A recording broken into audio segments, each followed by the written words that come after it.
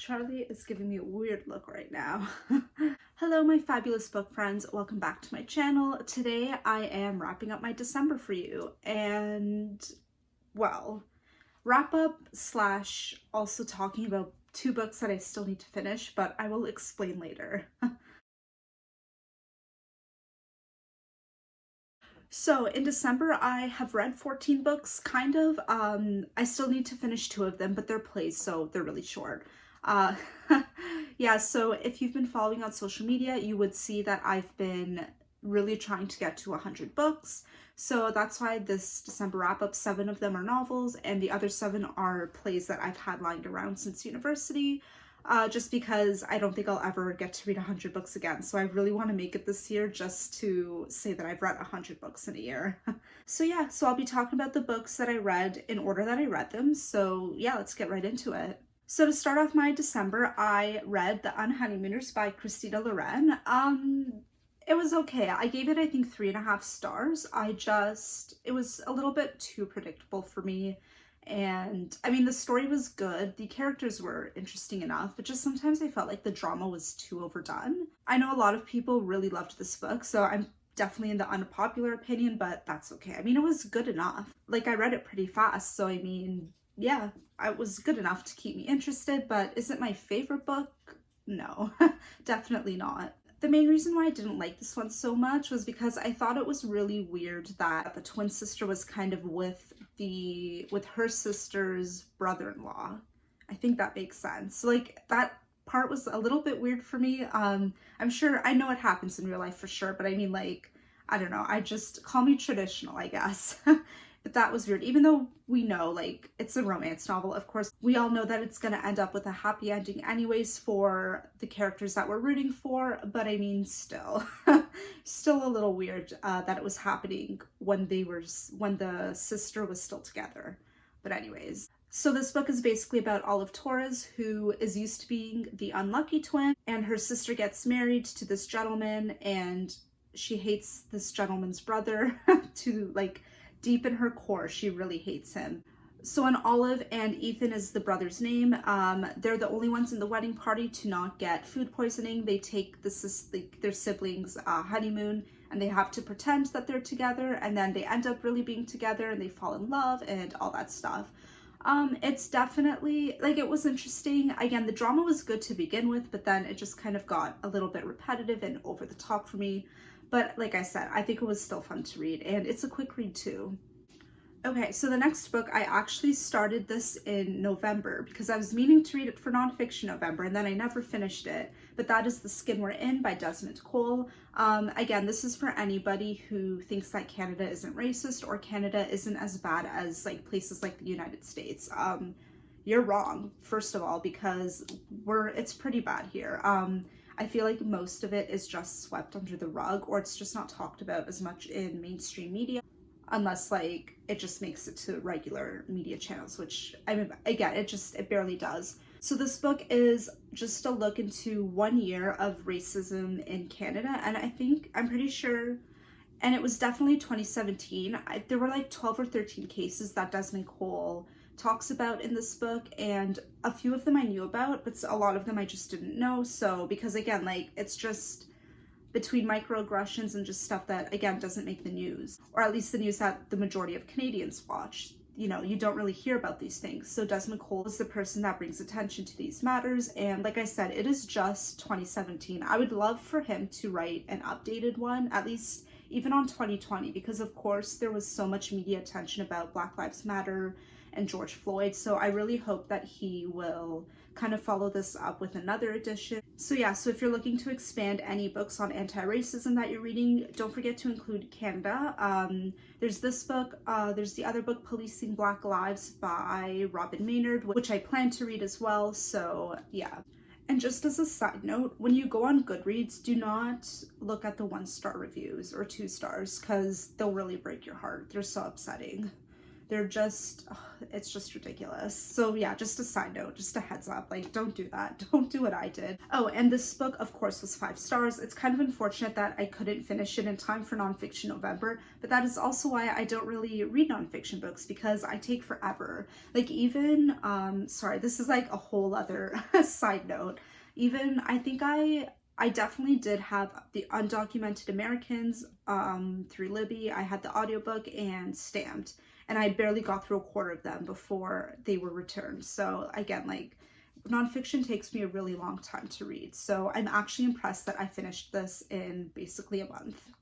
Okay, my phone camera just randomly shut off. So I hope this angle is okay. If not, I am sorry. Okay, so the third book that I read in December, I almost said November. The third book that I read in December is also nonfiction, and that is Small, Broke, and Kind of Dirty by Hana Shafi. And this was sent to me by ZG Stories. Thank you. I'm going to be honest, the only reason why I agreed to this book was because of the name Hana Shafi. I knew it was a Canadian author, up and coming, that everybody was talking about. So I knew that I really wanted to read something from her, so the opportunity came about and I grabbed it. However, the publisher is a different story. I'm not going to get into it, but yeah, so I am reviewing this because I recognize the name Hana Shafi and not because I want to promote the publisher. So yeah. So first and foremost, this is not a self-help book, as Hana Shafi kindly says. Let me read it out. First off, the paper color, it's so beautiful in here. I love it. It was such a bright and fun book with illustrations right from the author.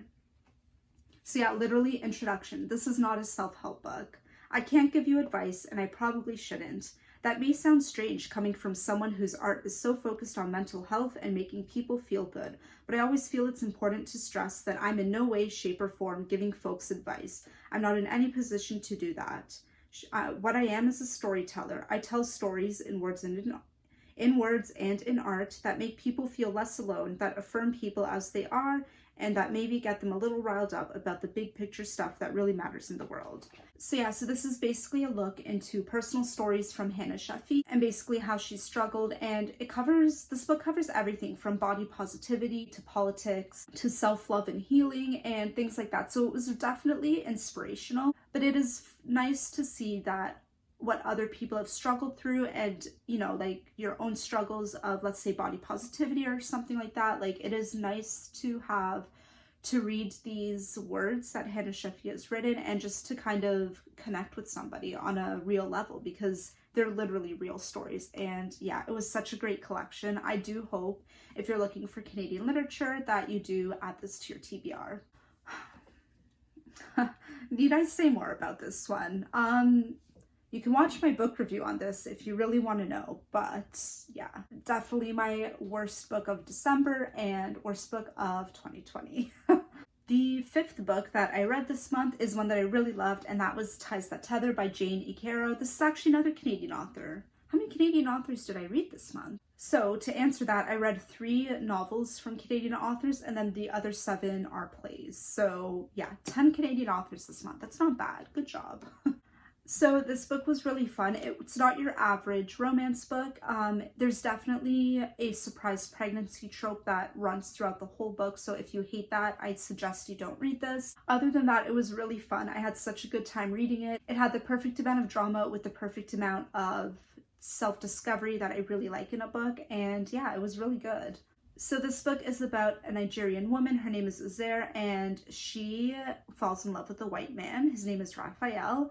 And she made a promise when she was 12 years old to her father when he was dying that she would fall in love and marry a Nigerian man like she's supposed to. And her mother has held on to that her whole life. She has held that over Uzair's head her whole life. So it was really good to see Uzair kind of speak her thoughts and go with her heart. So yeah, it was inspirational. And to top it all off, Uzair has a really great position in a business company. So I thought that was really cool, because I don't really read books about women in business. I don't read them too often. So yeah, this was a really great book about all that. Okay. The next book that I read was Permanent Record by Mary H.K. Choi. This one was okay. I think I gave this 3 stars. Yeah, it was definitely 3 stars. I wasn't too crazy about the plot or the characters itself. I really loved Emergency Contact. This one was alright. I do have a advanced copy of Yoke. Yes, it's called Yoke. I'm just looking at it over there. So yeah, I do have an advanced copy of Yoke, which I'm excited to read. I still think she's a great writer. This book just wasn't for me. This is about Pablo Rint, who's kind of like, who's broke in debt, and he works at a bodega, and he suddenly meets some pop star called Leanna Smart, who is basically the complete opposite of him, and they fall into this relationship. And yeah, so if you're looking for a coming of age book, I think this fits the bill perfectly. The cover is definitely fun. Like when you get rid of this, it's just a face. Sorry, Charlie. I disturbed his sleep. It is just the face of Leanna Smart, or the character of Leanna Smart, but I mean, still, like, other than it being a really pretty book, I just thought that, yeah, it was okay. I'm sure a lot of people will like it a lot better than I did. Alright, and my last novel for December is my favorite of 2020, and that is The Editor by Stephen Rowley. Like I said in my previous video, Stephen Rowley is my favorite author. He's an auto-buy author for me. I already have the Guncle pre-ordered. I'm also trying to find a hardcover copy of Lily and the Octopus, because my copy is a little rough around the edges. It's paperback, so I don't know. Wish me luck in that adventure. But anyways, back to this book. I talked a little bit more about it in my top reads of 2020, so I will link that down below. But I just want you to keep this author on your to-be-read list, because I think his writing, his characters are always so amazing. They're very relatable. His writing style is fun. It's quirky like his characters are, but like it really works out. And yeah, I love him. He's my favorite. Okay, so now I'm switching over to the Canadian plays that I read. As of right now, I haven't read 2 of them, but I will finish them tonight, so that's why I'm including them in this wrap-up. And that is The Adventures of a Black Girl in Search of God by Djanet Sears, and The Red Sisters by Tomson Highway. As you can see, I read these back in university. I marked them up, but for some reason I have no recollection of what they're called. I know in The Red Sisters, there's a trickster involved that has to do with the bingo game that they're playing, but that's all I remember about this one. And The Adventures of a Black Girl in Search of God, I have no memory of it. I don't know why. Like, even reading the description, like, I still have no clue what this play was about, but I've really marked it up a lot. Like, I wrote on almost every page of this, so the fact that I can't remember it, like, I'm disappointed with myself. But anyway, so yeah, I will be finishing these tonight. But yeah, so these 2 will bring me to 100 books, which I can't wait for. I know it's not about numbers, but you know what? It just feels really good to have reached 100 books. You know what I mean? Like, I think that, like I said, it's never gonna happen again. So if I can just do it 1 year out of like the rest of my lifetime, I'm happy. Okay, so the other plays that I've been reading, I read East of Berlin by Hana Moscovitch. So Rudy is trying to get the courage to go see his father, who he hasn't seen in years. He found out that his father was a doctor in Auschwitz, so after that, like, their relationship fell apart and he moved out. He fell in love with a Jewish woman and they're having a kid together, so I guess that's kind of what sparked him to go visit his father. But yeah, it was a really intense play, and the ending is crazy. Like, I didn't see that coming, even though I've read all of these plays before. Like, I didn't see this one coming. So yeah, I liked reading it and discovering what it was about again. So this was a fun one. The next one is an Othello retelling, and that is Harlem Duet by Djanet Sears. This book, I feel like I would have gotten a lot more out of this had I reread the plot, or at least reread Othello before I read this. So I mean, like, some parts was memorable enough about the play that I'm like, oh yeah, so this is what that references. But other than that, yeah, I definitely suggest you read a Shakespeare play before you read any kind of retelling. This play was also one that I forgot about, but as I was reading it, I was like, oh yeah, I remember this, and that is Riot by Andrea Moody. This takes place actually in Toronto, but it takes inspiration around the time of the police officers who are on trial for Rodney King. And yeah, so it's basically about 5 Black people living in one Toronto apartment, and you know, how that kind of influences their outlook and things like that. So this was a really good play. You know when you read something that was written in like the 80s or something? When was this written?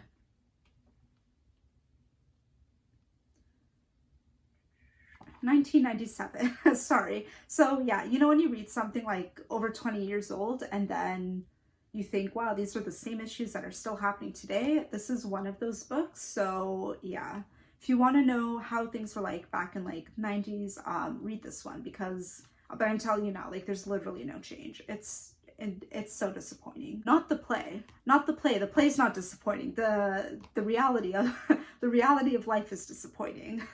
And down to my last two books. These are my two favorite plays of this whole bunch that I've read, and that are these two. I love them so much. Kim's Convenience by Ines Choi and Poor Superman by Brad Fraser. They're different plays, but like they're both funny, but like not funny at the same time. Kim's Convenience is definitely the funny one. I loved it. It's so adorable. I love the story. I like the resolution at the end. I mean, like, it's just inspiring, because that's what plays are meant to be, right? I'm so sad I've never seen this one performed live in Toronto. It would have been so great to watch this, but oh well. Hopefully one time they'll readapt it. So Poor Superman is the last play that I have to show you, and yeah, it is basically about, it does take place in the 80s, I believe, or early 90s, or any time when AIDS was a pandemic. And yeah, so it's definitely an eye-opener. It's emotional. It's also funny at times with sarcasm and stuff like that.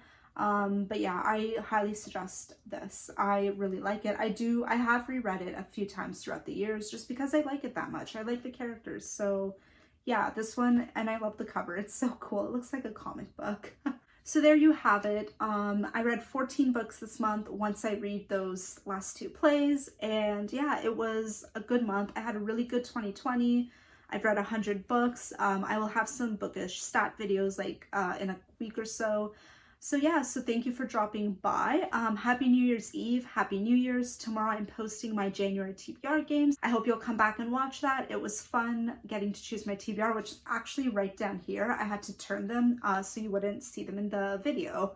So anyways, it's so cheesy, but I will see you next year. Happy New Year. And yeah, don't forget to leave a like, subscribe, and turn the notification bell on. See you next year.